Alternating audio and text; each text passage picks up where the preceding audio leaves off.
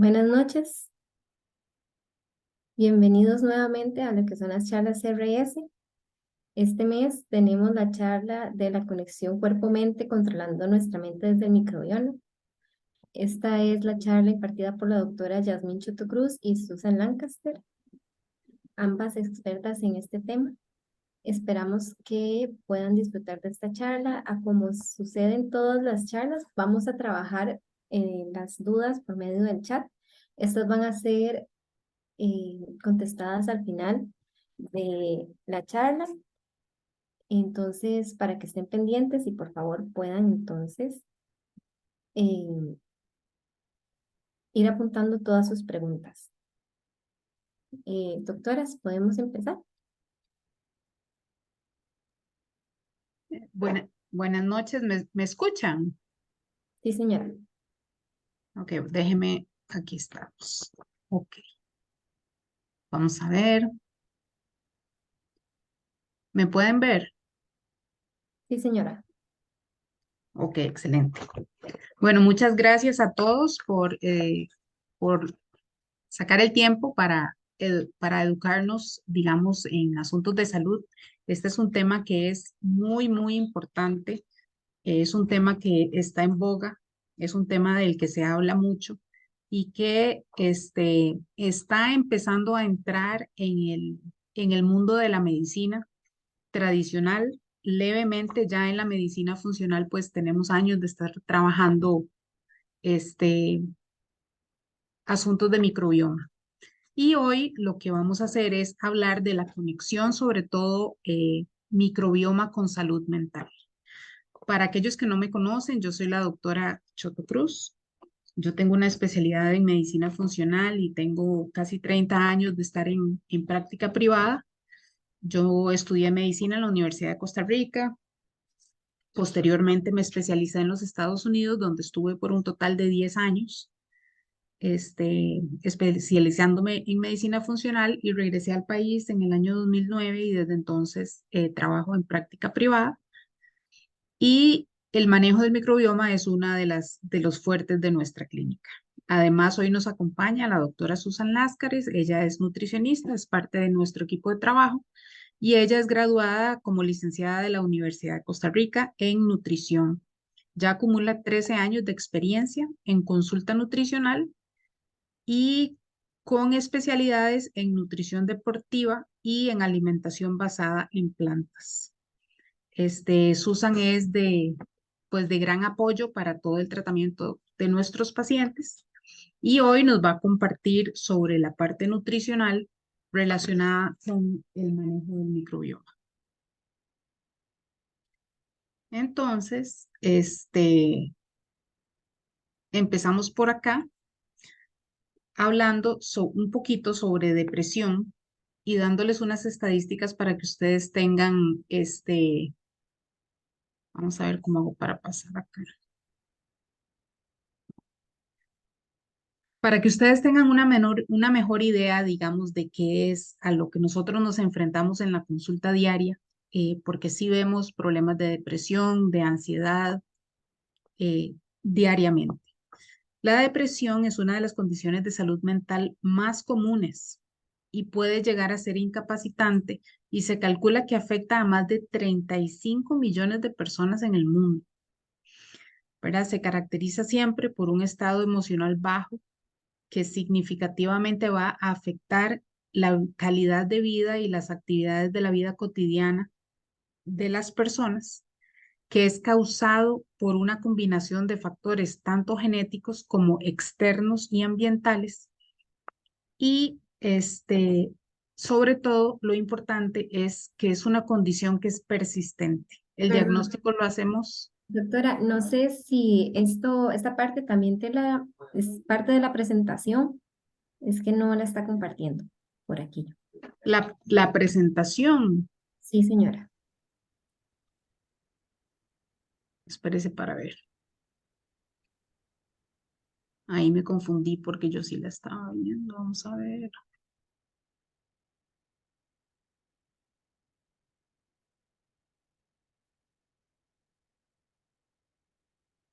Ok, listo, ya ahora sí. Bueno, entonces volviendo al tema de la depresión, es importante que para hacer el diagnóstico sí necesitamos que haya un mínimo de 6 semanas, ¿verdad? De síntomas que sean persistentes.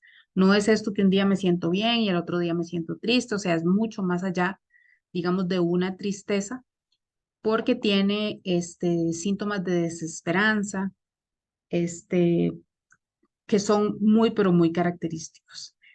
Una de las cosas que hemos visto posterior a la pandemia es que ha habido un aumento a nivel mundial del 27,6% de casos de depresión. Esto es a nivel mundial. Entonces, por supuesto que hay muchos factores externos que han contribuido al desarrollo de esta depresión, pero una de las cosas que se dice también es que durante la pandemia aumentó el uso de antibióticos, ¿verdad? También por todas las complicaciones de la infección viral cuando fueron necesarios y su consecuente alteración del microbioma humano. Entonces, esta alteración que produjo el uso de antibióticos, y ya que el uso de antibióticos cada día es más común, ha afectado o aumentado la incidencia de la depresión. Entonces, cuando hablamos de disbiosis intestinal, estamos hablando de un desbalance de nuestro microbioma humano. Entonces, desde un inicio sabemos que el microbioma humano ahora se considera un nuevo órgano en el cuerpo humano que está conformado por trillones de microorganismos. ¿Ok? Hay más microorganismos en el cuerpo humano que células en el cuerpo humano. Y este conjunto de microorganismos tiene funciones muy específicas y muy bien definidas. Les voy a mencionar algunas.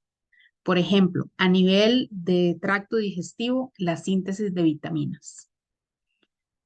También a nivel de tracto digestivo, la síntesis de neurotransmisores, o sea, de químicos cerebrales, GABA, dopamina, serotonina.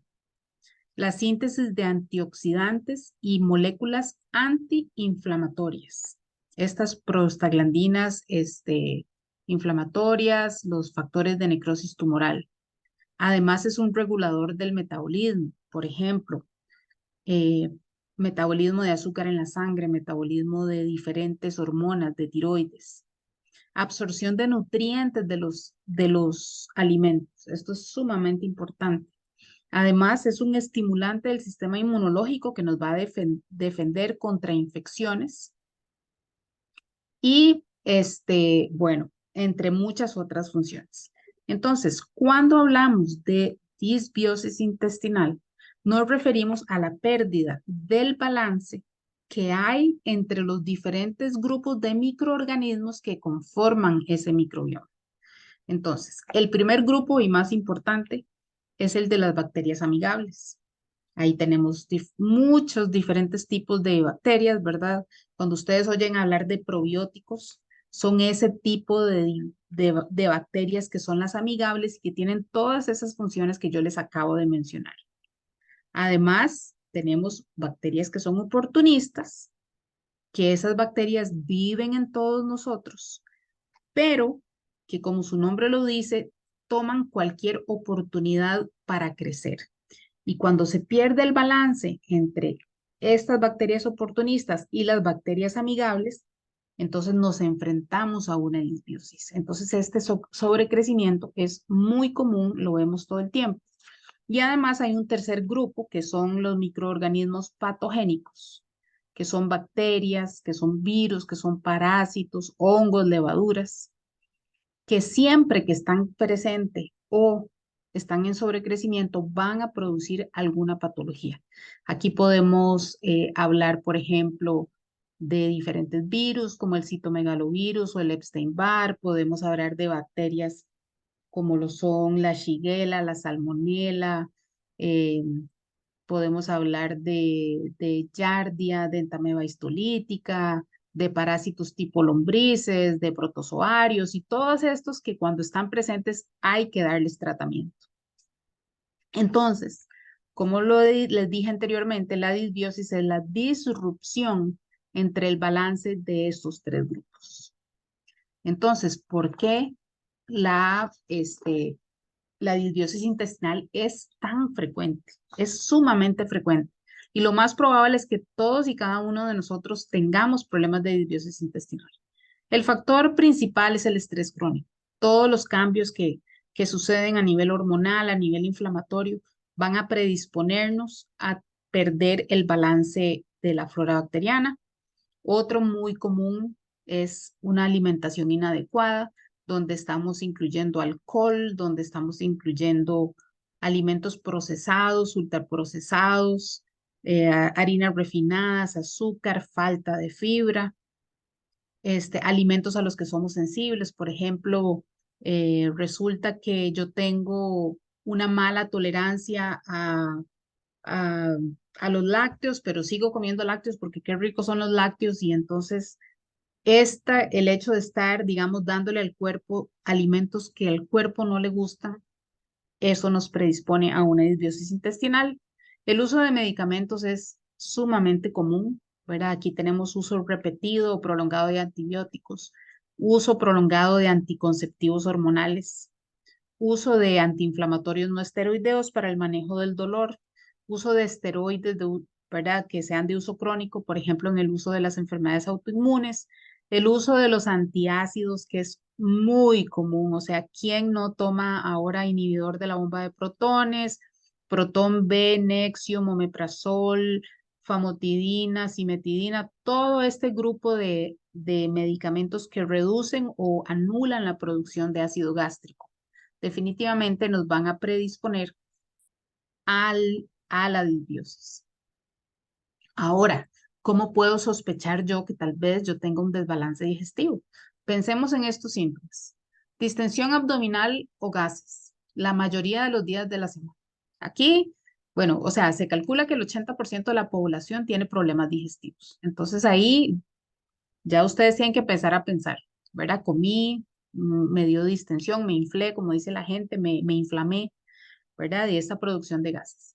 Luego pueden ser diarrea, o puede ser heces flojas, o puede ser estreñimiento, o perfectamente puede ser la combinación de todos. Alterno diarrea con estreñimiento es muy común.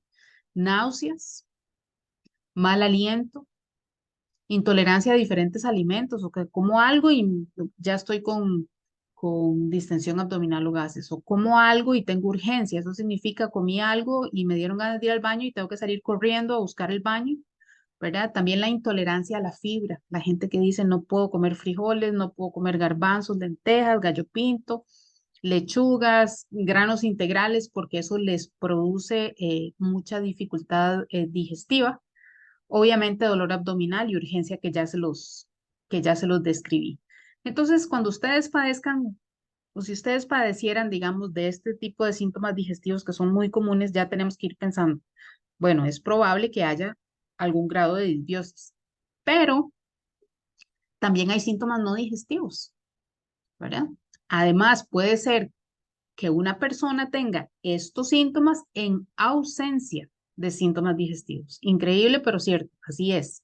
O sea, yo muchas veces tengo pacientes que no dicen mi digestión está perfecta, no tengo gases, no tengo nada, les hacemos el cuestionario, todo es no, pero pueden estar con fatiga, con insomnio, con dificultad para pensar y concentrarse, esa sensación de neblina mental, problemas de memoria, obviamente ansiedad, depresión, cambios en el estado de ánimo, aumento de peso, puede ser una causa de resistencia a la pérdida de peso, cambios en el apetito, ahí nos referimos a atracones, nos referimos a deseos intensos por comer harinas, por comer azúcar, dolores articulares, musculares, fibromialgia, migrañas, una causa muy frecuente de migrañas y cefaleas, problemas de la piel tipo acné, tipo alergias, tipo brotes en la piel, son cosas que nos van orientando a la posibilidad de que exista el desbalance de la flora bacteriana.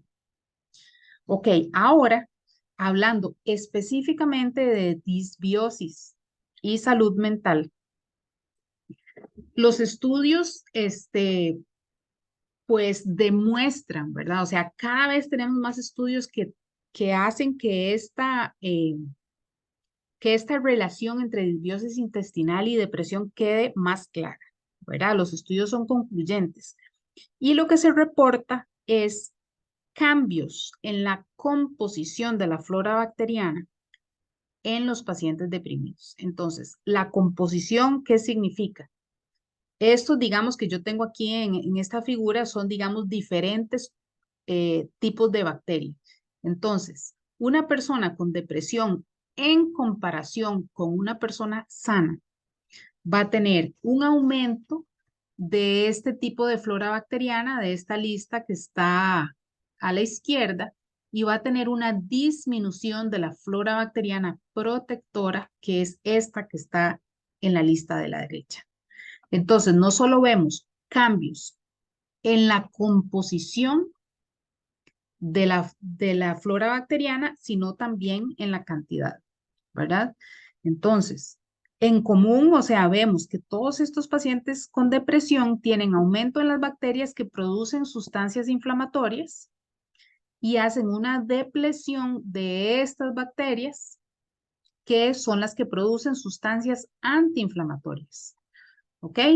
Entonces, esto da fuerza a la hipótesis que se viene manejando, que la depresión es realmente una condición inflamatoria, tanto a nivel cerebral como a nivel intestinal. ¿Ok? Entonces, vean qué importante. Un cerebro inflamado es un cerebro que se puede deprimir. Un cerebro inflamado es un cerebro que puede tener enfermedades más complicadas a nivel psiquiátrico, que puede tener enfermedades neurodegenerativas. Inclusive es la misma teoría que se maneja para las personas con el trastorno del espectro autista, que también claramente hay, digamos, inflamación cerebral producto del desbalance de la flora bacteriana. Entonces, además, se produce un círculo vicioso en la depresión, donde la depresión por sí sola va a tener un efecto negativo a nivel de flora bacteriana. Entonces, aquí estamos deprimidos, esa depresión no nos favorece la flora bacteriana y esa flora bacteriana alterada viene y exacerba los síntomas de la depresión. Aquí es sumamente importante que ustedes tomen en cuenta que ese desbalance de flora bacteriana además va a afectar negativamente la respuesta que un paciente deprimido tenga a los tratamientos con antidepresivos. ¿Ok? Se ha demostrado que esos grupos de flora bacteriana, digamos, de la lista de la izquierda pueden interferir negativamente en un tratamiento en un medicamento antidepresivo, le quitan efecto al medicamento antidepresivo y si esa es la única herramienta que el paciente deprimido está usando, pues tenemos todo en contra para que el paciente no salga de su depresión, para que el paciente aún tenga, digamos, síntomas remanentes de ansiedad y de depresión.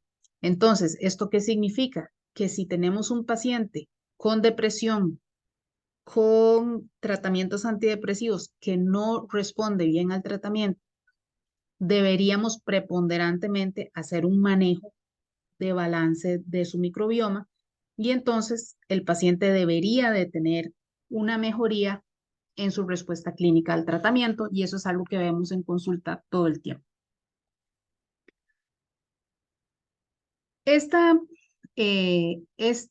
gráfico que yo tengo acá, bueno, esta diapositiva que tenemos acá, de lo que habla es del eje a nivel cerebral intestinal, ¿verdad? El eje mente-intestino, ¿verdad? Entonces, ¿qué es lo que sucede? A nivel de flora bacteriana, a nivel intestinal, aquí donde dice rebalance, aquí abajo, vemos neurotransmisores, ácidos grasos de cadena corta, lactatos, vitaminas, ácidos biliares, etcétera, que son sustancias que se producen a nivel intestinal y que viajan a nivel del sistema nervioso central, ya sea por medio del eje hipotálamo suprarrenal en el manejo del estrés o a la hora de producir sustancias inflamatorias o también sustancias que entran por el nervio vago a nivel cerebral y cruzan la barrera hematoencefálica y logran entrar a nivel de tejido cerebral. Entonces, esa conexión es sumamente importante y es básicamente el mecanismo por el cual todo lo que sucede a nivel intestinal afecta a nivel del sistema nervioso central y por eso es que llamamos que nuestro intestino es nuestro segundo cerebro. Entonces, por ejemplo, para explicarles un poquito de estas sustancias que están acá, vemos aquí donde dice SCFAs, que esas son los short chain fatty acids o son los ácidos grasos de cadena corta que son producidos en el tracto digestivo, particularmente en el colon. Y estas son tres ácidos grasos principalmente, que son el acetato, el propionato y el butirato. El butirato siendo el más importante de ellos. Y típicamente estos ácidos grasos se producen por la fermentación de la fibra dietética por parte del microbioma intestinal. Entonces vean que aquí ya nutricionalmente estamos hablando de la importancia de la fibra. La fibra, y ahora lo vamos a ver con Susan, es una de las materias primas para que toda esta microbiota pueda funcionar adecuadamente y por eso nuestra dieta debe ser una dieta rica en fibra. Entonces, el butirato, que es el principal de los ácidos grasos de cadena corta, es la fuente de energía, es una fuente de energía para las células, todas estas celulitas que ustedes ven aquí, donde dice gut epithelium, todas esas células son los enterocitos, son las células de la pared intestinal y el butirato es la fuente de energía para el funcionamiento adecuado de esas células. Y entonces lo que se ha demostrado es que los pacientes con depresión tienen niveles bajos de estos ácidos grasos. Inclusive se pueden usar esos ácidos grasos a nivel terapéutico, darlos como tal, dar butirato, y eso ha mejorado los marcadores de depresión, ¿verdad? Los marcadores clínicos de la depresión al mejorar la integridad y la permeabilidad intestinal. Además, aquí ustedes ven este eje que tiene que ver con el cortisol, ¿verdad? Que es otra de las sustancias que están influidas su producción por el microbioma y que definitivamente en todo paciente deprimido debemos de hacer un balance de las hormonas del estrés. Eso lo hacemos todo el tiempo con nuestros pacientes. Y además es importante que ustedes sepan que este mismo butirato del que estábamos hablando anteriormente, además es combustible para el funcionamiento cerebral, ¿verdad? ¿Por qué? Bueno, por varias razones. Una es porque estimula el factor neurotrópico derivado del cerebro, ¿verdad? Que este es un factor de regeneración cerebral y de crecimiento neuronal, o sea que nuestro cerebro, no como se creía antes, que se le morían a uno las neuronas y cada día tenía menos, no, eso lo que hace es regenerar en los tejidos a nivel cerebral, entonces para tener un cerebro funcionante, un cerebro joven, por decirlo así, con buen funcionamiento, necesitamos ese factor neurotrópico derivado del cerebro, producido a partir de los ácidos grasos de cadena de cadena corta. Dicho sea de paso, el ejercicio también, el ejercicio físico que se realice de manera regular, igualmente los niveles de vitamina D adecuados en sangre estimulan este factor y además se favorecen los procesos de lo que llamamos la neuroplasticidad. Y la neuroplasticidad es esa capacidad que el cerebro tiene de cambio y de adaptarse a situaciones nuevas. Entonces, si yo tengo un cerebro, digamos, maleable, que logre regenerarse, voy a tener mucho más capacidad para enfrentarme a las situaciones de estrés que me dé la vida y tener menos riesgo de llegar a tener depresión. Igualmente aquí vemos neurotransmisores. Aquí a la izquierda del gráfico vemos neurotransmisores, obviamente serotonina, que es antidepresivo y ansiolítico, GABA, que es uno de los principales neurotransmisores calmantes, dopamina, que es el que nos da la chispa de la vida y que nos da la creatividad y las ganas de vivir. Obviamente también se producen a nivel intestinal y viajan a nivel del sistema nervioso central.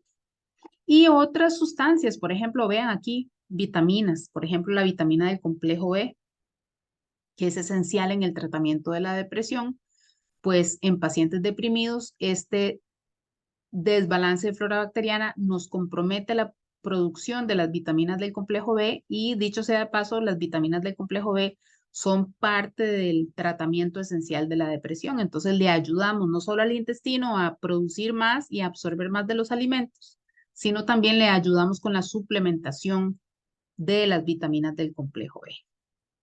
Bueno, pero yo creo que la pregunta que tienen todos ustedes es, bueno, ¿cómo se soluciona? ¿Será que esa disbiosis intestinal tiene solución? Pues claro que la tiene, definitivamente, y es un campo, digamos, en el que brillamos en la medicina funcional, donde tenemos no solo el conocimiento para hacerlo, sino que tenemos todas las herramientas, ¿verdad? Cada caso es un caso distinto, hay que hacer un diagnóstico para cada uno de nuestros pacientes, pero cuando llegamos a manejar la disbiosis intestinal para la mejoría no solo de la depresión, sino prevenir el desarrollo de enfermedades crónicas, por ejemplo, las enfermedades autoinmunes, la tiroiditis autoinmune, la artritis reumatoidea, las enfermedades neurodegenerativas, todo lo que sea Parkinson, todo lo que sea todas las demencias, la enfermedad de Alzheimer, la prevención del cáncer, el tratamiento de la obesidad, de la diabetes. O sea, es múltiple. O sea, todo paciente que desee tener una buena salud y que necesite, pues, hacer una prevención del desarrollo de enfermedades crónicas, necesita el manejo de la disbiosis intestinal.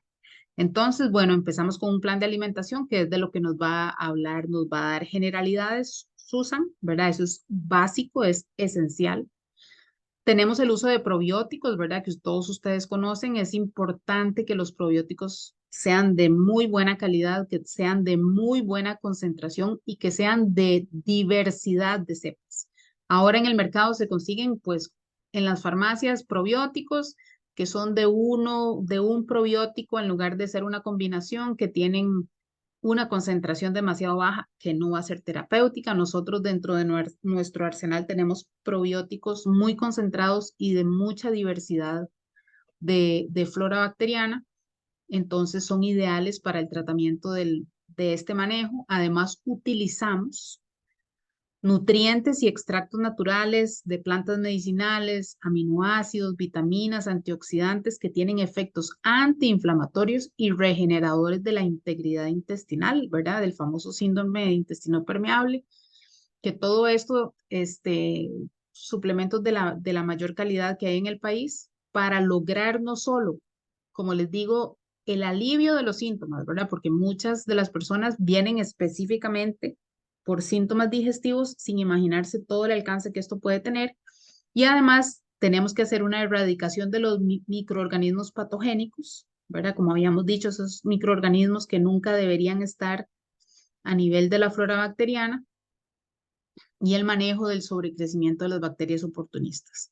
Entonces, haciendo un paquete de tratamiento que sea individualizado de acuerdo con los hallazgos específicos que tengamos en cada paciente, pues empezamos a manejar de una manera muy exitosa la disbiosis intestinal. Bueno, eso es lo que yo les tenía preparado y ahora seguimos con Susan. Gracias, doctora. Perfecto, sí, como para empezar un poco a ahondar con más detalle en la parte de la alimentación y su relación con el tema del microbioma. Entonces, la doctora mencionó varios aspectos, ¿verdad? Que como se sabe van completamente de la mano. Este tema del tratamiento a nivel digestivo, incluso a nivel de salud mental, ¿verdad? Todo lo relacionado con la parte de depresión y patologías como la ansiedad y pues al final el impacto que tiene lo que le damos al cuerpo en términos de alimentación. Entonces, para esto quería mencionarles igual esas generalidades sobre la microbioma, perdón, que como mencionó la doctora, ¿verdad? Parte de sus funciones principales están las reacciones metabólicas, como lo es la fermentación de la fibra dietética, o sea, la fibra que obtenemos en los alimentos. Una de sus funciones más importantes también tiene que ver con la transformación de los ácidos biliares, ¿verdad? Que están encargados mucho de lo que es la digestión y metabolización de grasas en la dieta. Y también está muy relacionado con el tema de colesterol, ¿verdad? Con lo que es el aumento en el colesterol bueno o el HDL y la disminución en el colesterol que consideramos malo, ¿verdad? O dañino, que es el LDL. De hecho, muchos pacientes con problemas de dislipidemias, que es alteración en estos tipos de colesterol, se tratan desde la parte digestiva, con la parte incluso de probióticos y antiinflamatorios como omega 3. Entonces, este tratamiento a nivel de probióticos y de salud de la microbiota no es exclusivo de problemas digestivos, ¿verdad? Como vimos, ya tiene que ver con la salud mental y también con la parte de enfermedades cardiovasculares. También, como mencionó la doctora, se encarga de la síntesis de muchas vitaminas, ¿verdad? Como las del complejo B y la vitamina K. Y un factor importantísimo y muy interesante, tal vez que la gente no conoce tanto, es que se dice que cerca del 80% de las células del sistema inmune se encuentran en el intestino. Entonces se ha empezado también a hacer muchísima más investigación donde nos damos cuenta que muchos procesos infecciosos, alergias, incluso tanto alimentarias como otro tipo de alergias, por ejemplo, a nivel tópico, y enfermedades que implican inflamación como la obesidad, están directamente relacionadas a una microbiota poco saludable, ¿verdad? Entonces, todavía con mucha más razón, es un tema en constante estudio, incluso ahora con el tema de la pandemia y el virus del COVID también, ¿verdad? Se empezó a ahondar un poco más en el estudio de lo que es la microbiota y su relación con estos procesos infecciosos. Parte también de lo que implica, por ejemplo, la salud de la parte intestinal o del microbioma, es este tema que mencionó la doctora mucho, que es el eje que llamamos intestino-cerebro. Se le llama el segundo cerebro, porque incluso se dice que tiene más neuronas que la espina dorsal, ¿verdad? Y se dice que actúa de manera autónoma. Esto es porque en el sistema digestivo tenemos también lo que se conoce como sistema nervioso entérico. Es toda esta cantidad de neuronas que recorren toda la mucosa gástrica. Entonces, con mucha más razón, ¿verdad? Todos los componentes a nivel neuronales, emocionales, conexiones de las neuronas, por ejemplo, están directamente relacionados con la parte intestinal y por eso es que se relaciona mucho con la parte de enfermedades como depresión y ansiedad, mucho por lo que es el tipo de bacterias que tenemos en la microbiota y la forma también en que alimentamos estas bacterias, ¿verdad? Entonces, que van a hacer que proliferen más las bacterias saludables o las bacterias en este caso que pueden generar más bien un efecto negativo.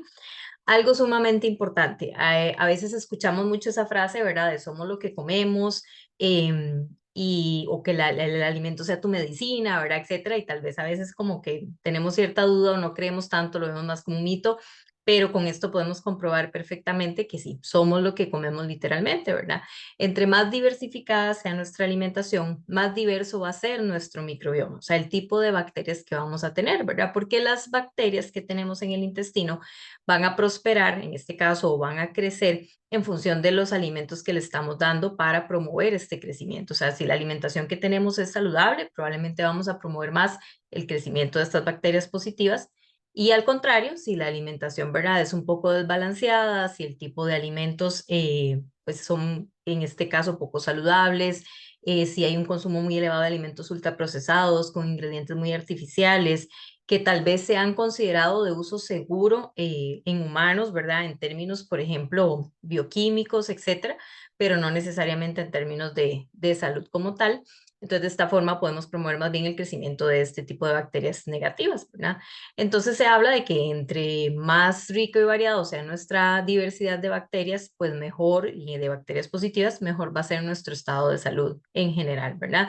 Y se habla también de que las personas que tienen, que comen siempre lo mismo, tienen un microbioma un poco pobre, ¿verdad? Porque al final vamos a tener mucha limitante respecto al tipo de nutrientes si el consumo de alimentos siempre es el mismo, sobre el mismo tipo de alimentos, ¿verdad? Entonces esto también es importantísimo tomarlo en cuenta. Siempre cuando hablamos de la parte de salud intestinal se menciona el tema de los probióticos, ¿verdad? Y a veces siempre hay como un poco de dudas sobre qué son los probióticos, en dónde están presentes, qué son los prebióticos, ¿verdad? Que es otro concepto y otro grupo de alimentos como tal que ya vamos a mencionar un poco. Y se habla siempre, o se ha relacionado precisamente con la salud intestinal porque se dice que el consumo frecuente y regular de este tipo de alimentos puede ayudar a mejorar la microbiota intestinal, ¿verdad?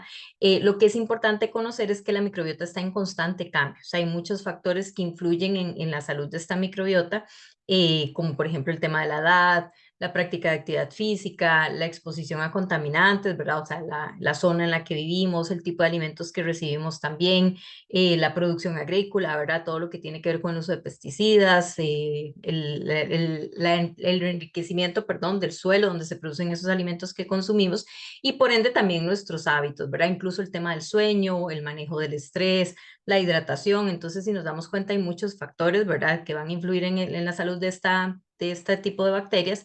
Y por lo tanto, entonces y tener claro, eso siempre muy importante, que son bacterias vivas. Entonces, como decíamos, dependiendo de lo que la alimentemos, ¿verdad? O de lo que le demos al cuerpo como tal, vamos a promover esa proliferación de bacterias saludables o de las que son negativas. Entonces, estos factores es importante tomarlos en cuenta porque siempre vamos a estar en constante cambio, ¿verdad? Y ahora hablando precisamente sobre conceptos, que les decía, a veces tenemos un poco de dudas sobre la diferencia entre probióticos y prebióticos, o dónde se encuentran y cuáles funciones tienen, ¿verdad? Los probióticos como tal son los alimentos que nos van a proporcionar bacterias vivas, ¿ok? Entonces son alimentos que de alguna u otra forma contienen bacterias vivas que las obtenemos de manera exógena, ¿verdad? Y van a entonces entrar dentro del organismo y nos van a permitir enriquecer más ese tipo de cepas que tenemos en el intestino y van a mejorar entonces la salud de esta microbiota como tal, ¿verdad? Hay muchos tipos de probióticos, ¿verdad? La suplementación, la doctora lo mencionó y más adelante lo vamos a conversar también un poquitito más, pero también lo obtenemos en alimentos de manera natural. Una de las formas más típicas de encontrarlos o más común a nivel incluso comercial y de alimentación es el tema del yogur, ¿verdad? El yogur es un derivado lácteo, ¿verdad? Y que esto es importante tomarlo en cuenta para las personas que no tienen algún tipo de problema en cuanto al consumo de derivados lácteos, ya sea algún tipo de intolerancia o algún tipo de alergia. Para esos casos, pues hay otras opciones, tampoco es que nos quedamos sin alternativas, pero es como una forma muy típica y fácil de encontrar esta fuente de probióticos en la alimentación, ¿verdad? Y hablamos principalmente, bueno, los no pasteurizados o por lo menos no tan procesados a nivel industrial, ¿verdad? Porque obviamente igual sí tienen que ser que nos den la seguridad que se pueden consumir sin que nos genere más bien un problema de salud. Y hay otro tipo de probióticos, ¿verdad? Que normalmente la mayoría, como sabemos, son alimentos fermentados precisamente porque es la forma en que vamos a obtener estas bacterias o estos bichitos, como llamamos a veces, vivos, ¿verdad? Hay una bebida que se conoce como kombucha, que es de origen oriental. Ahora está como más en boga, ¿verdad? Ya es más fácil encontrarlo a nivel comercial. Antes tampoco se escuchaba mucho, se conocía mucho sobre la kombucha. Importante considerar, ¿verdad?, que algunos de estos tipos de alimentos contienen otros ingredientes que es importante tomar en consideración en cada caso. En cada caso, en particular, por ejemplo, la kombucha puede tener cierto contenido de azúcar, ¿verdad? Porque el azúcar es uno de los sustratos que se usa para que proliferen este tipo de bacterias. También hay alternativas a nivel comercial sin azúcar, pero de nuevo también hablando de la alimentación, ¿verdad? Buscar las opciones pues más naturales posibles, menos procesadas, eso es importantísimo. Hay algunos quesos crudos también que son no pasteurizados, que pueden tener un contenido de bacterias saludables. El kéfir, que es también, se puede hacer de manera, o sea, puede ser un derivado lácteo. También hay opciones vegetarianas o veganas para producir el kéfir, que también es una bebida, digamos, o una preparación que nos aporta también bacterias y levaduras, en este caso saludables. El chucrut, que tal vez no es tan conocido, por lo menos no tan de uso común a nivel, ¿verdad?, de Centroamérica como tal, pero es la col como tal fermentada. Y el kimchi, que es otro tipo también similar al chucrut, que es fermentado igual, pero con otro tipo de hierbas, ¿verdad? Entonces son más de uso como a nivel oriental. El miso es otra opción también, que esa tal vez sí se conoce un poquitito más, ¿verdad? Que aquí, por ejemplo, se usa mucho como en sopas, en restaurantes de este estilo de alimentación, que es como la pasta de la soya fermentada, ¿verdad? Entonces también va a tener un contenido de bacterias vivas, saludables, que nos va a ayudar mucho a mejorar esta parte de la salud de la microbiota. También hay otros alimentos que pueden tener cierto aporte de probióticos, como las aceitunas, algunos encurtidos, el tempe, que es también otra forma de soya fermentada, perdón, y hay algunas algas también, incluso la espirulina, que ahora también se está estudiando mucho y se está usando mucho como un superfood, que tiene un contenido de bacterias vivas en este caso, entonces se considera también un alimento probiótico. Y ya cuando tenemos esta parte de los alimentos que nos aportan estas bacterias o estos microorganismos vivos, vamos a tener la parte de prebióticos, que los prebióticos lo que se encargan es como de mejorar o promover más la proliferación de estas bacterias, alimentarlas como tal, ¿verdad? Con sustancias saludables que nos permitan entonces que estas bacterias se mantengan bien, se mantengan sanas, se mantengan vivas y crezcan también, ¿verdad? Que es parte del proceso que buscamos, ¿verdad? Entonces los prebióticos en realidad, hablamos ahí principalmente de la fibra, que la doctora mencionó hace un ratito también. Hay varios tipos de prebióticos, pero la fibra es como de las principales, la más común y la que más nos va a aportar estos nutrientes que ocupa esa microbiota para crecer.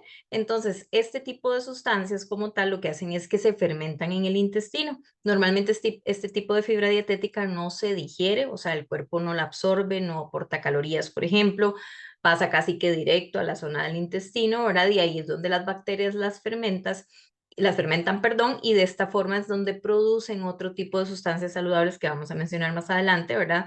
Y nos permiten entonces igual, como les decía, alimentar estos microorganismos y hacer que crezcan o que se proliferen, ¿verdad? Entonces hay también tipos de prebióticos que al final pueden favorecer este crecimiento de bacterias saludables.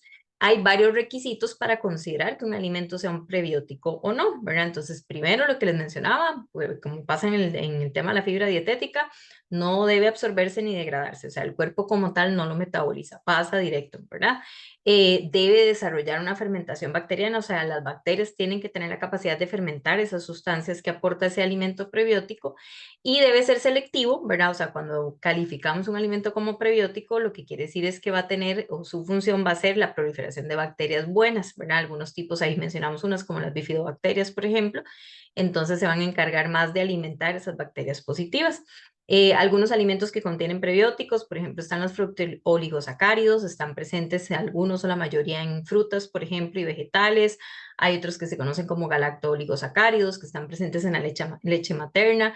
Por eso se habla mucho de la importancia, ¿verdad?, de lo que es la leche materna exclusiva y por el mayor tiempo posible en el caso de los recién nacidos, ¿verdad?, por todo el impacto que tiene precisamente en la producción de una microbiota saludable.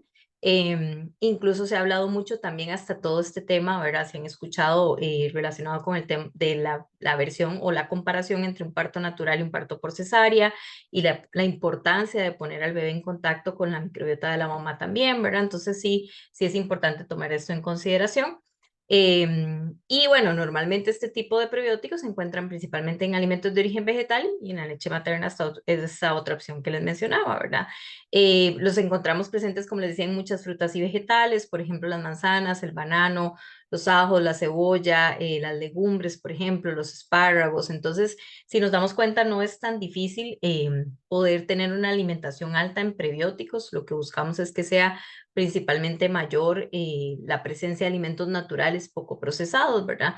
Hay otro tipo de prebióticos como la inulina que se pueden consumir de manera suplementada, por ejemplo, y sí es importante tomar en consideración que, como mencionaba la doctora, ya un problema de intolerancia, ¿verdad?, a ciertos tipos de fibras es porque ya traemos detrás algún tema de salud a nivel digestivo, algún problema tal vez de disbiosis o de síndrome de colon irritable, pero muchos de estos tipos de fibra pueden generar molestia intestinal, producción de gases, incluso en algunos casos diarrea. Entonces también es importante considerar en cada caso en particular, ¿verdad?, en cada persona este tipo de factores y con mucha más razón hacer una introducción tal vez progresiva, paulatina, sobre todo si era una persona que no consumía este tipo de alimentos, ¿verdad?, de manera regular, para evitar estos signos o síntomas tal vez de manera importante.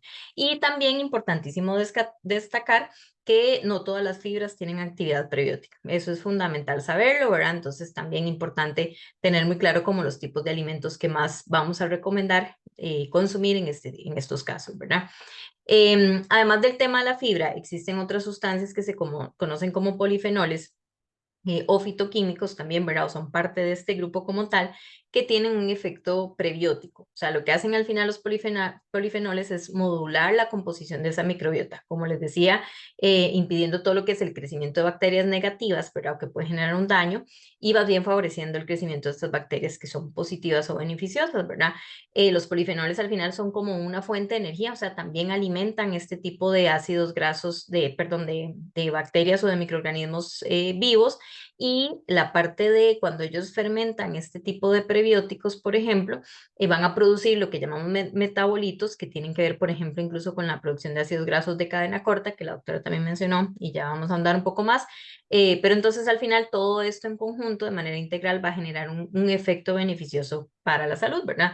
Entonces, como tal, los polifenoles tienen esa principal función, influir en la composición de esa microbiota o de ese tipo de bacterias y también en la diversidad, porque este tema es fundamental, ¿verdad? Hay ciertos tipos de cepas que son tipos distintos de bacterias y siempre buscamos que lo que nos aporte más sean las cepas positivas en este caso, ¿verdad? O saludables.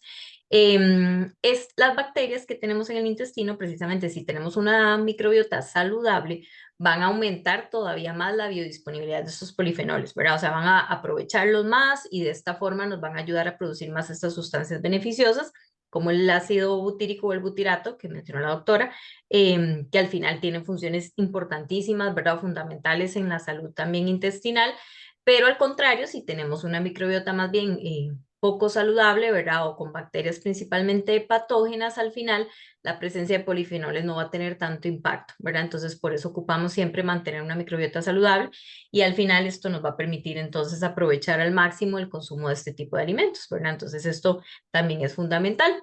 Y precisamente hablándoles sobre los ácidos grasos de cadena corta, ¿verdad? Que mencionó hace un rato la doctora, se producen este tipo de grasas, se producen en el intestino, precisamente por la metabolización o la digestión de las fibras dietéticas y de los polifenoles que contienen muchos de estos alimentos que mencionaban, ¿verdad? Esto se produce en el intestino como tal, en el colon, por las bacterias que tenemos en el colon, ¿verdad? Esos tres tipos de ácidos grasos que mencionó también la doctora, el acético, el propiónico y el butírico, y se producen, como les decía, por la fermentación de esta fibra, ¿verdad? Son aprovechados por todo lo que es la mucosa del intestino porque lo usan como combustible, lo que llamamos colonocitos, que es como la célula que conforma toda esta mucosa del intestino como tal, usa este tipo de ácidos grasos como alimento, ¿verdad? Como sustrato. Y el ácido butírico es el principal, es uno de los más importantes y el que tiene más impacto, ¿verdad? O es más utilizado por estas células del intestino. Entonces, por esto, aunque a veces suena un poco raro, ¿verdad? Este tipo de ácidos grasos de cadena corta tiene una función importantísima a nivel de salud intestinal. Lo que hacen como tal es volver el pH, ¿verdad? O el nivel de acidez del colon un poquitito más ácido, lo cual favorece más el crecimiento de las bacterias positivas y lo que hace es también evitar que colonicen más o que crezcan la presencia de estas bacterias negativas y también tienen que ver muchísimo en la función, en cómo función en la absorción de muchos nutrientes, uno de ellos incluido el hierro, ¿verdad? A veces pensamos que la absorción se da simplemente a nivel de estómago y que a partir de ahí o incluso, ¿verdad? Inicialmente en el intestino delgado, que a nivel de colon ya no ocurre este proceso, pero sí, también a nivel de colon todavía hay un proceso de absorción de ciertos nutrientes y aprovechamiento, entonces es importantísimo, ¿verdad? Y también otra de las funciones de estos ácidos grasos es que disminuye la cantidad de ácidos biliares secundarios que les mencionaba inicialmente, que tienen que ver con la digestión de las grasas y con también la relación entre los tipos de colesterol, ¿verdad? Colesterol bueno y colesterol malo. Y también, pues en este caso, cuando estos ácidos biliares no son las fuentes, las opciones más naturales como tal, o más saludables, perdón, pueden tener efectos negativos, incluso generar hasta problemas de diarrea, etcétera, ¿verdad? Esto que les decía, los ácidos grasos como tal se usan como energía, ¿verdad? Por parte de estas células. Y también una función muy importante que es necesario tomarlo en cuenta. Hay un concepto que se conoce como intestino permeable, que es cuando las células del intestino lo que hacen es que, por decirlo de alguna manera, se separan, entonces permiten el paso de sustancias negativas de lo que va pasando a través del colon a dentro del organismo, ¿verdad? Entonces el ácido butírico se encarga más bien de estimular la unión, por ejemplo, un poco más estrecha de estas células y nos permite mejorar esa impermeabilidad del intestino. Entonces, en este tipo de patologías como tal, cuando ya hay un diagnóstico de lo que se llama intestino permeable, la presencia de este ácido graso es fundamental, ¿verdad? Porque nos va a permitir más bien, mejora mucho la mucosa incluso, ¿verdad? Que es toda esta capita que cubre el intestino y permite que esas celulitas estén más unidas como tal y por lo tanto evitar este proceso permeable, ¿verdad? Entonces va a evitar el paso de sustancias negativas adentro del organismo como tal. Entonces vemos que las funciones son indispensables como tal a nivel de salud digestiva, ¿verdad? Y de esta forma nos va a proteger también del ingreso de sustancias patógenas que van a generar más problemas tanto a nivel digestivo como a nivel de salud en general, ¿verdad? Algo muy importante, ¿verdad? A pesar de que también estamos hablando principalmente de alimentación, les decía que muchos factores como el tema del sueño, el tema de la hidratación, el manejo del estrés, va directamente ligado también a la salud digestiva. Entonces es como un círculo ahí vicioso, digo yo, negativo entre lo que es la salud intestinal y la parte emocional, de que si alguna falla, la otra también se va a ver en este caso afectada, ¿verdad? Y como mencionaba la doctora, parte de las sustancias que también se producen a nivel digestivo son hormonas como la serotonina, por ejemplo, que son lo que llamamos como las hormonas de bienestar, ¿verdad? O de felicidad en algunos casos se menciona. Entonces, por eso es que se ha ligado muchísimo con la parte de depresión y ansiedad, ¿verdad? Entonces, la serotonina como tal es un neurotransmisor, perdón, que también influye mucho en el peristaltismo intestinal. Esto es como todo ese proceso de movilidad o motilidad del intestino.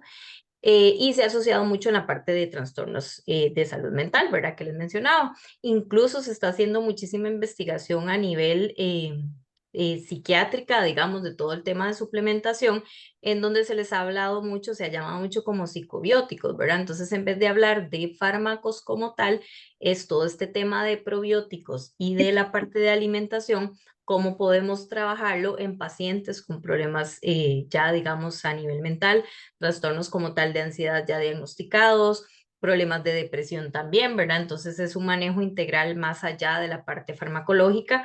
Entonces ahí nos damos cuenta de todo el impacto que tiene, ¿verdad? Este tema de estas bacterias incluso a nivel también emocional. Entonces es parte de lo que también es importantísimo revisar como tema de hábitos, el manejo del estrés. Y como les decía, que algunos otros factores también, por ejemplo, el sueño, porque el sueño puede desencadenar un desbalance hormonal, puede aumentar los niveles de estrés no positivo, ¿verdad? Porque también hay un tipo de estrés necesario o saludable, por decirlo de alguna manera. Entonces sí es importante revisar toda esta parte. Y por último, doctora, si me ayuda ahí con la diapositiva, la siguiente.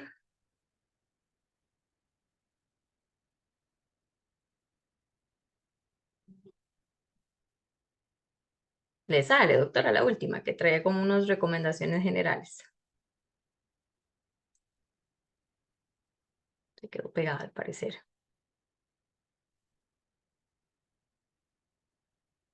Bueno, igual lo que quería mencionarles también, que veo que por ahí también hubo como alguna consulta, por ejemplo, de cómo obtener estos ácidos grasos de cadena corta. En parte eso tiene que ver, bueno, incluso, por ejemplo, es algo que puede sufrir mucho, obviamente, la microbiota como tal, ¿verdad? La producción de este tipo de sustancias, por ejemplo, por el uso de antibióticos, algunos tipos de quimioterapias, el uso de fármacos de manera crónica, como mencionaba la doctora ahora, por ejemplo, el tema de los antiácidos, etcétera. En realidad, al final, este tipo de ácidos grasos de cadena corta se producen por lo que es el aporte, por ejemplo, de fibra en la dieta. Entonces, como mencionamos al final, de manera integral, todo lo que nos aporta fibra dietética saludable, que mencionamos frutas y vegetales, por ejemplo, las legumbres, etcétera, nos van a llevar a que las bacterias del intestino produzcan este tipo de ácidos grasos saludables. Entonces, no es necesariamente algunos tipos de grasas también, por ejemplo, el aceite de oliva se recomienda como parte de una alimentación balanceada porque este tipo de alimentos, todos los nutrientes que nos aportan, van a producir o van a generar que las bacterias como tal produzcan estos ácidos grasos. Como les decía, los ácidos grasos son un metabolito, o sea, es la respuesta, digamos, o el resultado de lo que es la fermentación de este tipo de fibras. Entonces, esa es la forma tal vez para tener claro cómo vamos a producir estas sustancias positivas.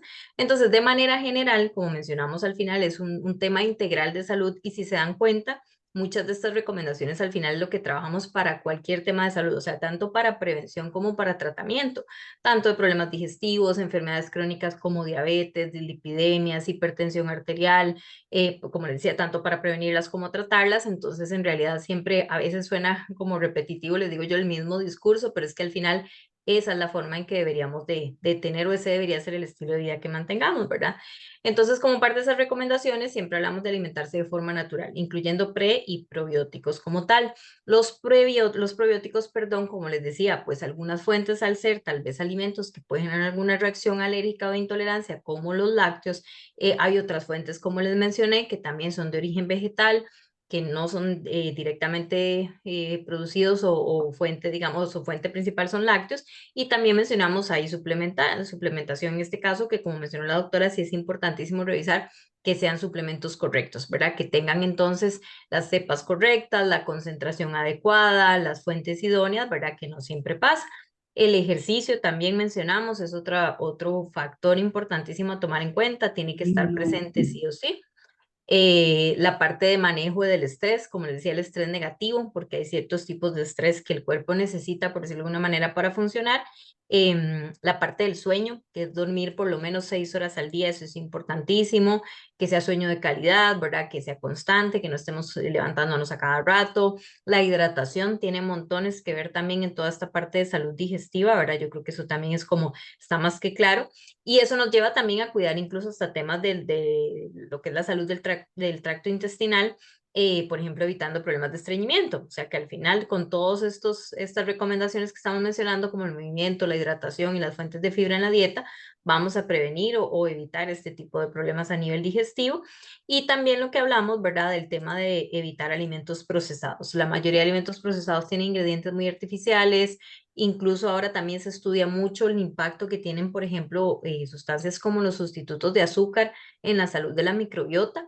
Entonces, con mucha más razón, mientras menos tengamos que usar este tipo de alimentos, ¿verdad? Que encontramos principalmente en el supermercado, que se ha hecho tal vez de uso muy común por el ritmo de vida que llevamos, ¿verdad? O por el estilo de alimentación que hemos adoptado.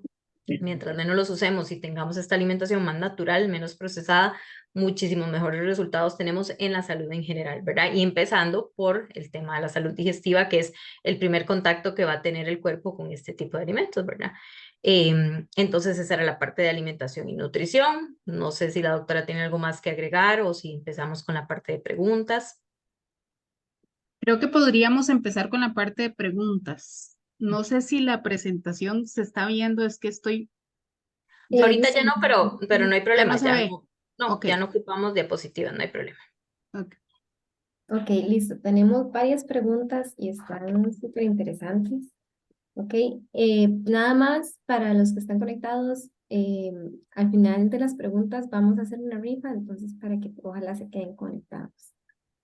Ok, la primera pregunta dice, ¿qué recomiendan hacer cuando los problemas digestivos son dados por medicamentos, pero no se pueden suspender el uso de los mismos, ya que son anticonceptivos o antidepresivos?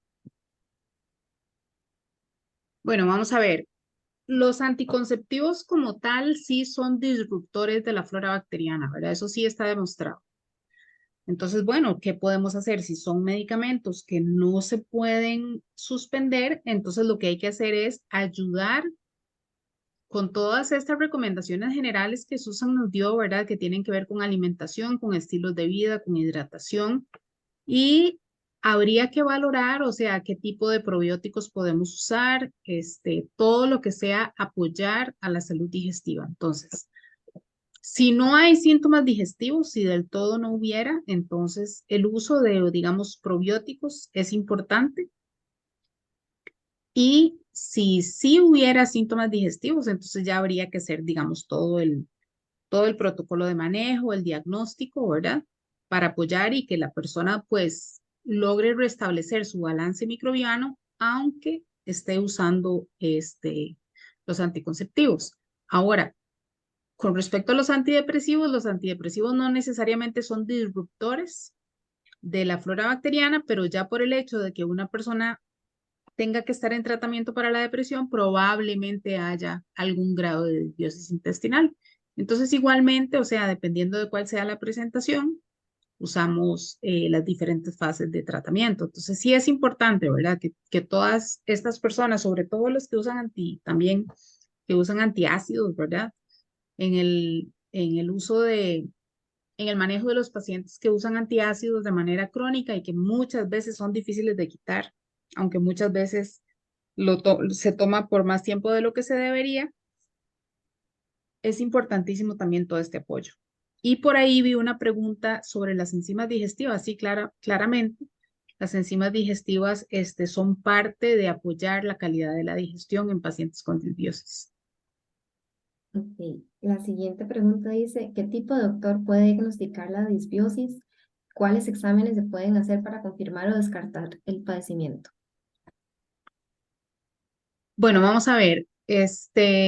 Los gastroenterólogos lo manejan hasta cierto punto, ¿verdad? O sea, más que todo lo que usan son antibióticos para el manejo de las infecciones actuales. En medicina funcional sí vamos más al fondo, ¿verdad?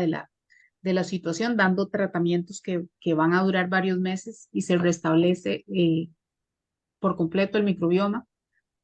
A mí me parece que el mejor examen que podríamos hacer es un examen que ofrecen algunos de los laboratorios nacionales. Se manda a los Estados Unidos, mandamos una muestra de heces a un laboratorio donde nos hacen un examen que se llama un GI map. Hay diferentes laboratorios que lo hacen y básicamente lo que nos hacen es no solo un análisis de toda la flora bacteriana, de todos los grupos de diferentes flora bacteriana, eh, por tipo y por cantidad que están presentes. Y además se acompaña de estudios sobre la calidad de digestión de las personas, niveles de inflamación, niveles de enzimas digestivas, niveles de producción de ácido clorhídrico, sangre oculta, intolerancia al gluten y diagnóstico del síndrome de intestino permeable. Entonces ese sería como el mejor examen que se puede hacer, ¿verdad? Ese es el mejor examen. Si no se logra, pues hacer así, digamos, por una cuestión de costos, entonces sería hacer una combinación de exámenes aquí en Costa Rica, de exámenes de heces. Hay unos exámenes de aliento que se pueden hacer para diagnóstico de SIBO. Y entonces, pues tenemos diversas pruebas, pero ojalá, digamos, orientado con este examen que va a los Estados Unidos sería lo ideal. Ok. Em, Dice la siguiente, ¿puede entonces este desbalance en mi microbioma llegar a ser mi padecimiento psicológico más severo? Llegar a hacer, Sí. claro. Claro, un desbalance de microbioma, como lo dijimos anteriormente, puede venir a exacerbar y ser el causante de muchos trastornos de síntomas emocionales. Ujú. Ok. Eh, ¿Qué hacer si debido a un padecimiento no puedo consumir una dieta alta en fibra? ¿Qué significa? Que la fibra, digamos, empeora los Eh, síntomas digestivos. sí, que debido a un padecimiento que se tiene no se puede consumir altos niveles de fibra. Sí, ahí muy importante eso tomarlo en cuenta porque en estos casos normalmente es indispensable la suplementación, ¿verdad? Si por algún periodo está limitada la ingesta de fibra, idealmente que no sea pues de manera crónica, ¿verdad? Pero si está en algunos casos recomendado disminuir la cantidad de fibra en la dieta por ciertos periodos, sí es importante la suplementación con probióticos para mejorar o para mantener una buena microbiota, ¿verdad? Una microbiota saludable. Lo ideal es también, pues, como les decía, buscar otro tipo de alternativas, incluso de fibras tal vez que se toleren más, porque hay diversos tipos de fibra que encontramos, por ejemplo, en las cáscaras de las frutas o de algunos vegetales que tal vez son más fermentables que otro tipo de fibra, perdón, que está como en lo que llamamos la carne, por ejemplo, la pectina que está en la manzana, ¿verdad? Entonces esto es importante tomarlo en consideración, por eso es como personalizarlo mucho según cada caso o cada paciente en particular. Y ahí yo Ok. agregaría que podríamos también usar enzimas digestivas, ¿verdad? Para el apoyo de la digestión de todas estas fibras. Claro. Ujú. Y la siguiente dice, ¿con cuánta frecuencia se pueden consumir probióticos y cuáles probióticos se recomiendan en caso de que deban ser pastillas? Bueno, vamos a ver, depende de lo que estemos tratando, ¿verdad? Porque como les decía anteriormente, aquí lo importante es que los probióticos tengan no solo la concentración adecuada, sino la diversidad de las cepas. Nosotros en particular, los probióticos que recomendamos contienen una combinación de 10 diferentes cepas Y dependiendo de los síntomas del paciente, nosotros tenemos concentraciones de probióticos de 10 billones por tableta, o tenemos 50 billones por tableta y tenemos 100 billones también por dosis. Entonces, digamos, lo que se escoge es con base en lo que estamos tratando y en las necesidades del paciente. Sin embargo, digamos, un probiótico como el nuestro de 10 billones de microorganismos es algo que se puede usar a largo plazo, que se puede usar pues con toda seguridad, definitivamente, y también es una presentación que es ideal para niños porque es una tableta masticable. Ok, perfecto. Em, Esta sí es más como a nivel químico, me imagino que nivel químico en el cerebro, porque dice, tomando en cuenta que este desbalance en el microbioma puede llegar a provocar estos diagnósticos a nivel químico que causan que una persona sea depresiva o ansiosa. Bueno, sí, pues tiene que ver a nivel químico, es una cuestión de desbalance entre los diferentes neurotransmisores, ¿verdad? O sea, tenemos muchos neurotransmisores. Los medicamentos antidepresivos manejan 2 o 3 de todos nuestros neurotransmisores.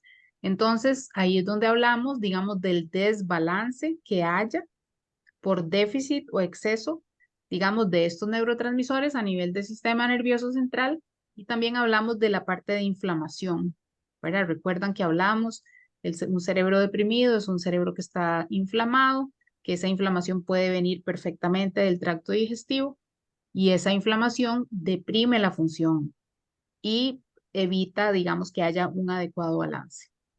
Entonces, por eso, ¿verdad? Es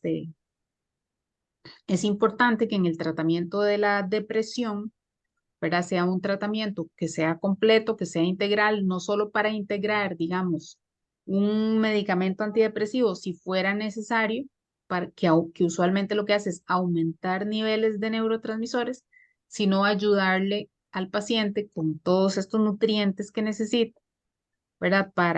No solo para favorecer el balance, sino para disminuir los niveles de ansiedad. Y en la siguiente dice, en lo personal, los fermentos me son difíciles de digerir y me causan hinchazón. Esto puede ser debido a algún desbalance o puede ser por alguna otra razón.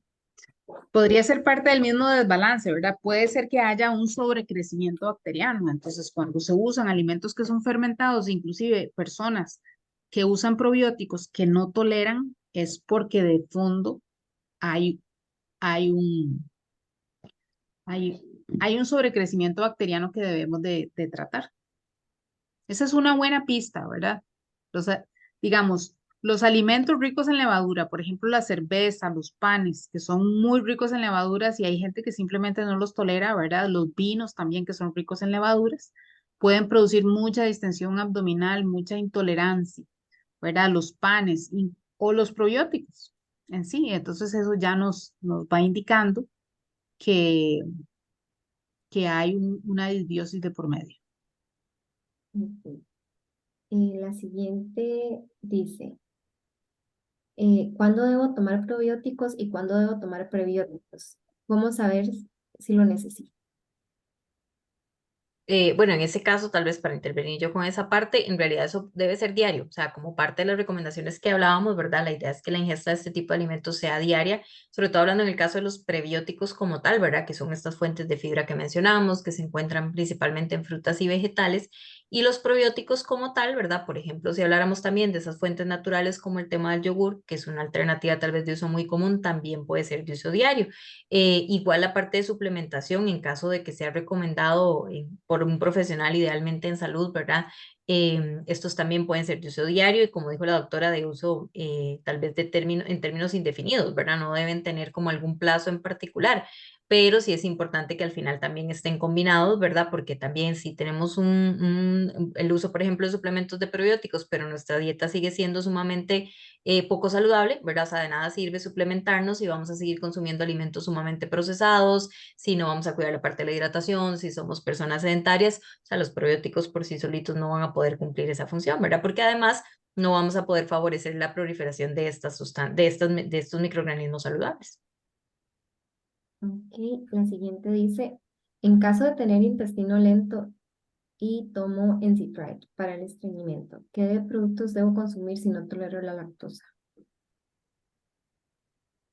En este caso, bueno, como hablamos, o sea, los lácteos como tal son una fuente de probióticos, no la única, ¿verdad? O no es exclusiva. Muchos alimentos fermentados también nos van a aportar este tipo de bacterias saludables. Por ejemplo, les decía que incluso hay kéfir que no proviene de los lácteos como tal, sino se hace, por ejemplo, con base en leche de coco.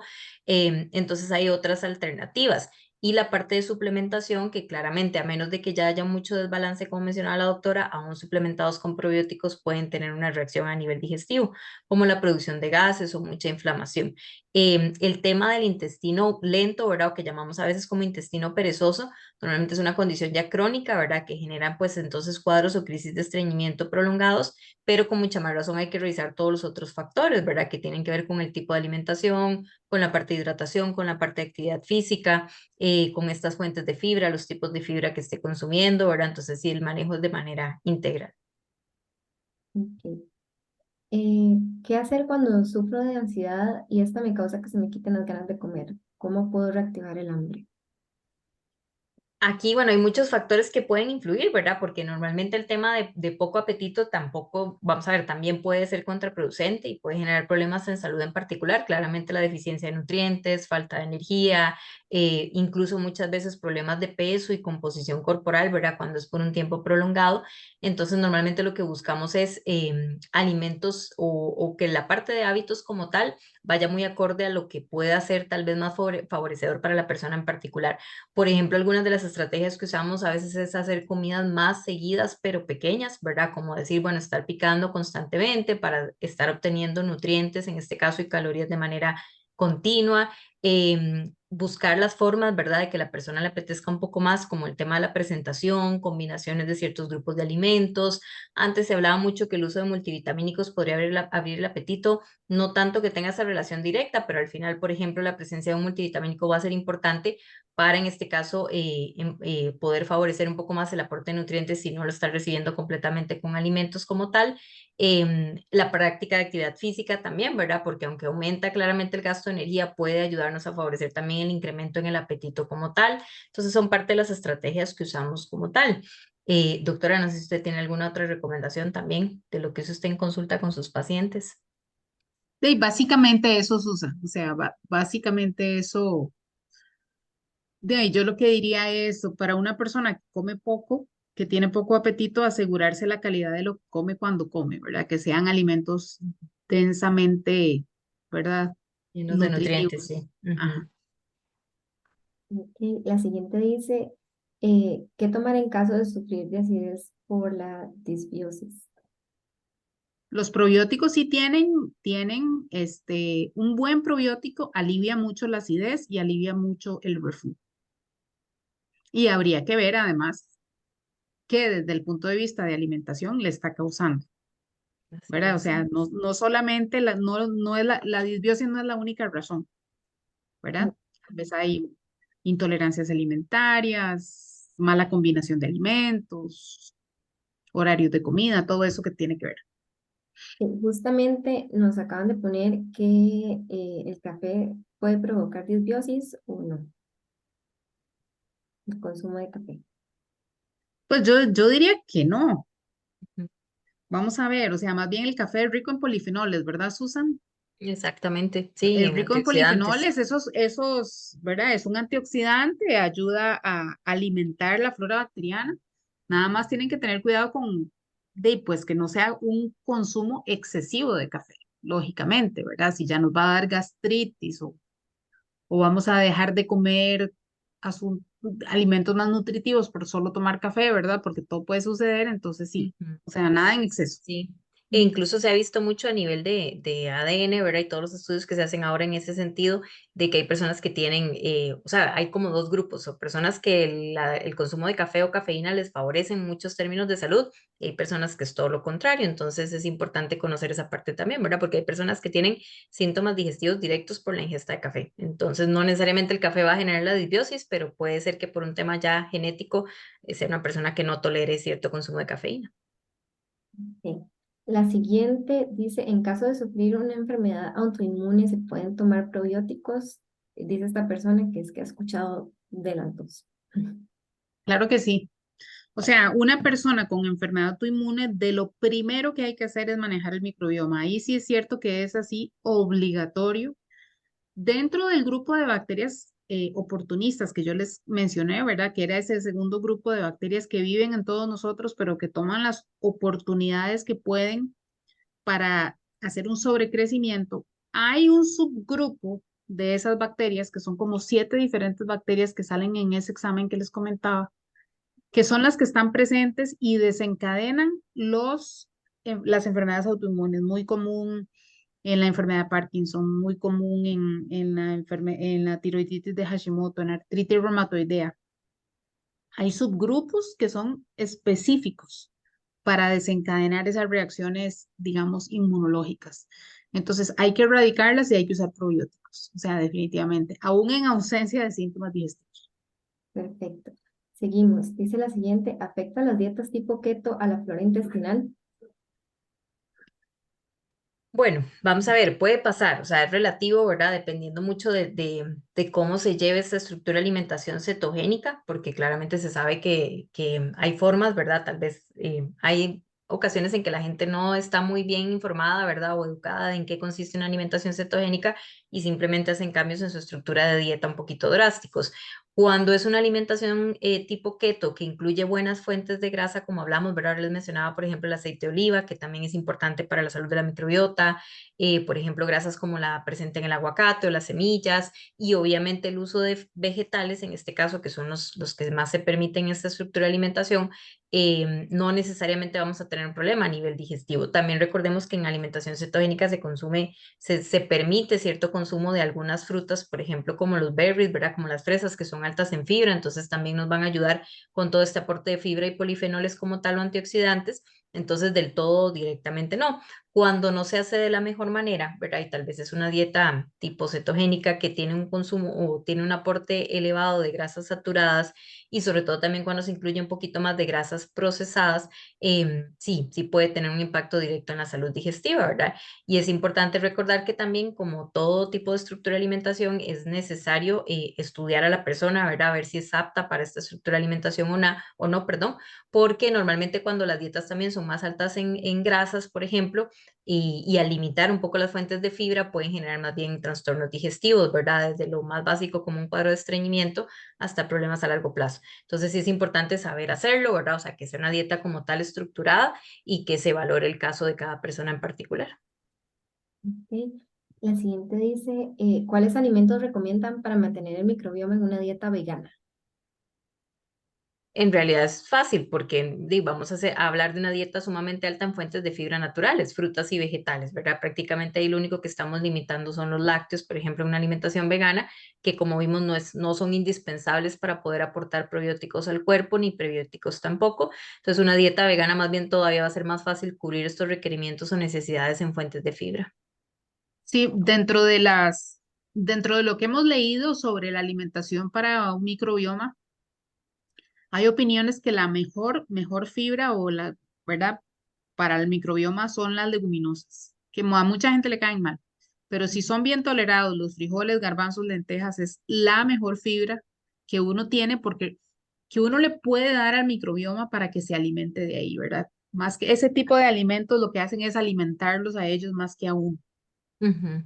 Entonces, Y por ahí, recordemos que hay ujú, formas también de mejorar la tolerancia a este tipo de alimentos, ¿verdad? Con el tema de las leguminosas, como el tema del remojo, la forma en que se cocinan o se preparan, la calidad obviamente también del producto, entonces eso también puede favorecer la digestión. ujú. Ok. La siguiente dice, mi disbiosis me causó alopecia. ¿Qué alimentos puedo usar para tratarla? De aplicar todos los principios básicos de los que acabamos de hablar. Ok. ¿Cómo saber cuál es mi nivel de disbiosis y si esto está afectando mi salud mental? Y como les dije anteriormente, lo ideal, sobre todo ante la ausencia de síntomas digestivos, es hacer los exámenes, ya sea el examen que mandamos a los Estados Unidos o una combinación de diferentes exámenes que podemos hacer en laboratorios locales. Ok, perfecto. ¿Los probióticos me pueden ayudar con los padecimientos tipo psoriasis? O, La psoriasis es una enfermedad autoinmune, ¿verdad? Y la psoriasis definitivamente tiene un impacto, o sea, como toda enfermedad autoinmune hay que tratarla desde el intestino. Yo recuerdo una paciente, una de mis pacientes muy queridas que vino con psoriasis, este, ella se le limpió la piel, no tenía un caso muy severo, pero sí se le limpió completamente la piel una vez que hicimos todo el restablecimiento de la flora bacteriana. Resulta que unos meses después tuvo una infección en la piel, en la cara, y tuvo que tomar antibióticos. Y tomó 7 días de antibióticos y como unos pocos días después de haber terminado el tratamiento con antibióticos, se volvió a brotar con psoriasis, otra vez. Entonces tuvimos que, pues, empezar de nuevo el tratamiento, pero fue así algo clarísimo, clarísimo. Inclusive, como les decía, hay muchos casos de depresión que empiezan posterior al uso de antibióticos también. ok. Tenemos otras preguntas que dice, en caso de no tener la vesícula, ¿cómo logro que la bilis no me desarrolle disbiosis? Ok, Bueno, sí, o sí, no, sea, iba a decir que la bilis no genera disbiosis como sí, tal. la bilis, o sea, eso no va a generar disbiosis, va a alterar la calidad de la digestión, ¿verdad? Va a ser más difícil, sobre todo la digestión de las grasas. Siempre es bueno apoyarse con enzimas digestivas, pero eso por sí solo, como causante de disbiosis, no. Ok, si se tiene una buena salud, igualmente se pueden tomar pro y prebióticos. Sí, claro, claro, claro. Los prebióticos son deberían ser parte de nuestra dieta, ¿verdad? El De todos diario. los días. Ujú. Y los probióticos se pueden usar, yo les recomendaría probióticos de una concentración de 10 billones, entre 10 y 25 billones diarios. Ok, perfecto. Bueno, ya concluimos con las preguntas. Para lo que son las dudas, para lo que son costos de exámenes o lo que son para ya sacar citas con las doctoras, doctoras, ¿tienen algún número, algún correo? Sí, los teléfonos aquí de la oficina son el 2524-2959. Ese es el teléfono 2524-2959. Y el WhatsApp que nos pueden contactar también por ahí es el 8597-9436. Ok. 8597-9436. Igualmente, esta charla quedó grabada y va a ser subida a nuestro canal de YouTube de CRS en caso de que quieran retomar algún tema en el que se discutió aquí. Y igualmente si desean consultar para la doctora o para también la doctora Susan, nos pueden escribir a nosotros al correo y nosotros con mucho gusto les podemos pasar el contacto. ¿Ok? Muchísimas gracias, doctoras. La verdad estuvo muy bonita. Yo la disfruté muchísimo. Eh, yo creo que la verdad todos estuvieron súper atentos. Entonces, muchísimas gracias y buenas noches. Gracias. ¿Y vas a hacer Gracias una a rifa? ustedes. Sí, disculpe. Ok, la rifa que tenemos es por una batería de exámenes en Echandi y la ganadora que tenemos es Sofía Calderón. Para lo que sería esta rifa, nosotros la estaríamos contactando entonces el día de mañana, doña Sofía, y le estaríamos dando entonces con un detalle cuáles fueron los exámenes que ganaron. Muy bien. Listo. Perfecto. Muchas gracias. Excelente. A Bueno, ustedes, muchas muchísimas gracias. gracias a todos y cualquier duda nada más nos contactan y con todo gusto aclaramos dudas. Buenas Perfecto. noches. Buenas Gracias. noches. Hasta luego.